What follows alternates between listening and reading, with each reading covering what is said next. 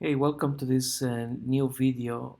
Today I want to share with you the transformation of this Mugo pine that was rescued from my garden. This tree, as you can see, is extremely ugly with very long um, branches, over a meter long, with foliage only at the extremity. And it was taken out of my garden from the ground in 2017, if I'm not mistaken, and it has been in this small pot ever since. The slab in which I'm planting it is also a cement slab, as many others I did. This is actually the first one I ever made, and it is reinforced with wire and fiber, so it it's very resistant to frost. Now, in addition to this plant, I utilized the second Mugo pine Pumilo variety from Costco, so garden center variety, and I will share with you the creative solution that I found for this tree in what follows. Now, what would be the possibilities with this type of material? One is to throw it away. Another is to try to graft. It has an interesting thick base, but I felt that if the grafting were to be extremely successful, it would still be an average tree or less than average. The other option would be to try to do some kind of literati style with one or more of these branches, or some type of palm tree um, inspired design. But I felt that all of that would also be too uninteresting because of the lack of taper. These branches are of a uniform taper for a very long length, most of its length. So the solution that I felt would be best would be to actually make this tree embrace the slab, and as if it had always grown between it, not actually on top, but between it.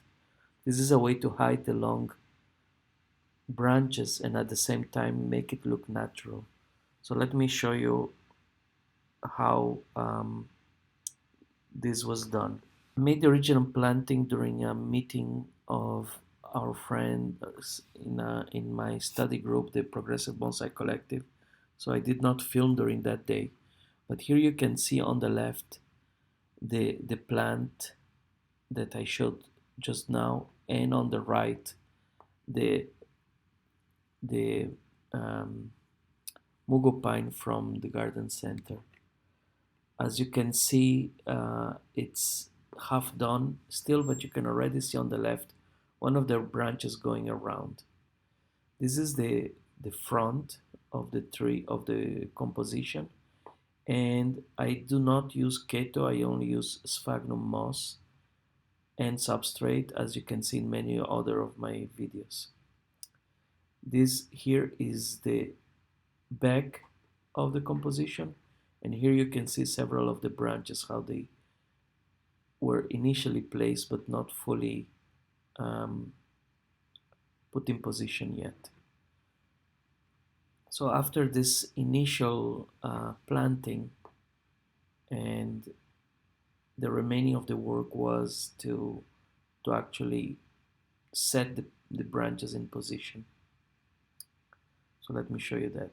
This work was carried out about a week later, and now with the trees in position, I knew which parts of the branches and which branches I needed to put raffia and protect. I use raffia and I use the black tape on top to protect, the black electrical tape. And so this work was performed on each branch, having placed them originally just having an idea where I needed to bend, then I was able to bend it, to bend each one and hold it in place with wire or with guy wires. Here now you can see clearly the ugly octopus Mugo laying on its side on the left side, and now I am wiring the Pumilo variety, which is a Kabudashi style multi-trunk clump. I'm wiring it to give each branch a photosynthetically efficient position, and also to um, set them down to um, have a better hormonal balance to produce back budding. This branch here on the top is the one that will turn into the apex, whereas I repotted and styled at the same time. This was not a sort of styling that removes a lot of branches or is very drastic. So I feel confident that the placing of branches in position does not affect the health. I created a round apex on the right side, and what's interesting here is that you have branches coming from under and around the pot. You have a trunk base that is apparently on the right side from the octopus ugly pine, and you don't really notice that it's a different plant on the left. So this is the result. This tree is the main focus with its crazy branches that go around and under the pot and in and out of the soil, under, up, and all around. This is the back. This is the front. And I didn't fully style it. I'm using re-annealed, reused wire to just set the main branches and put the buds in a photosynthetically favorable position. There is kind of an apex here, and the main features really is the fact that the tree and the container are intertwined. As this tree settles and grows, it will be impossible to remove it from this slab that I made out of cement a year ago. And we will put moss. Maybe we'll put a little fern here, or thyme, creeping thyme, I don't know, to cover that. But that's about it. And it will be wired. It has a little bit of scale. This is a very neglected tree in the garden. I will spray it to remove the scale, and we'll see how it behaves. We will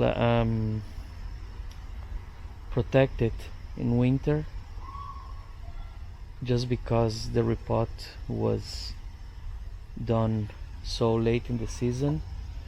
Now, I didn't touch much of the roots.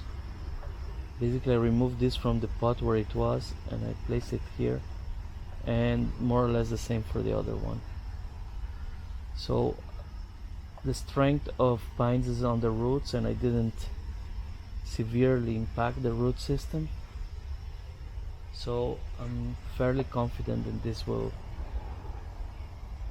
stay alive, and I think it's a very interesting use of material with completely the wrong characteristics for a traditional bonsai or even a non-traditional bonsai. So this, I think, is quite interesting. Where is the line of the trunk? where is the trunk, where does one tree begin and ends and the other begins. It's all very mixed up in these compositions, so I quite like it. So this is it for now.